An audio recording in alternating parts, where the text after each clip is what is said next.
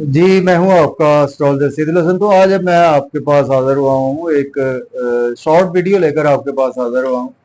तो वीडियो बनाने का मकसद यही है कि आज बहुत एक इम्पोर्टेंट फैसला जो कि महफूज किया गया है, स्पेशली मखसूस नशिस्तों के हवाले से, कि आया कि ये नशिस्तें जो है वो जो फैसला महफूज हुआ है उस टाइम का हॉरोस्कोप क्या बताता है, इसी पर हम बात करेंगे कि आया कि पीटीआई को ये मखसूस नशिस्तें मिलेंगी या सुन्नी इत्तेहाद को ये मखसूस नशिस्तें मिल सकती हैं।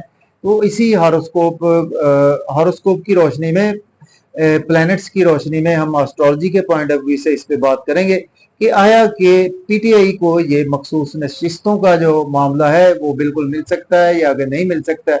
तो इसमें हम बात कर लेते हैं, थोड़ी सी बात करेंगे हॉरोस्कोप के हवाले से, क्योंकि मैंने इसका असेंडेंट जो निकाला है वो वर्गो असेंडेंट का जायचा है। केतु लगन में है और 7वें घर में बिल्कुल राहु है, तो सारी तो नहीं बात करेंगे। लगन लॉर्ड जो है वो 11वें घर में बैठा हुआ है। तो इट मीन्स के ये जो जायचा बना है, जिस वक्त ये फैसला महफूज किया गया है, तो उस वक्त केतु के नक्षत्र में था मून। मून धनिष्ठा नक्षत्र में था मून। तो वो टाइम जो है वो कुछ स्पेशली अब हम देखेंगे तो टाइम इनके लिए, अदलिया के लिए, कुछ ऐसा बड़ा कंफ्यूज सा टाइम था कि जिसमें उन्होंने फैसला महफूज किया है।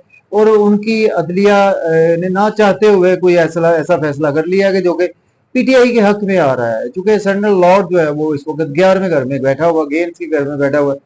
तो मेरी प्रेडिक्शन यही है कि ये मखसूस नशिस्तें या तो पीटीआई को मिल सकती हैं या फिर दूसरे नंबर पर सुन्नी इत्तेहाद को भी, ये दोनों में से किसी ना किसी को ये मखसूस नशिस्तें, जो भी ये फैसला महफूज हुआ है सुप्रीम कोर्ट में, ये आप देखिएगा कि प्लैनेट्स की रोशनी में और एस्ट्रोलॉजी के पॉइंट ऑफ व्यू से आपको इंशाल्लाह ताला ये पीटीआई या के सुन्नी इत्तेहाद को ये सीटें मिल जाएंगी।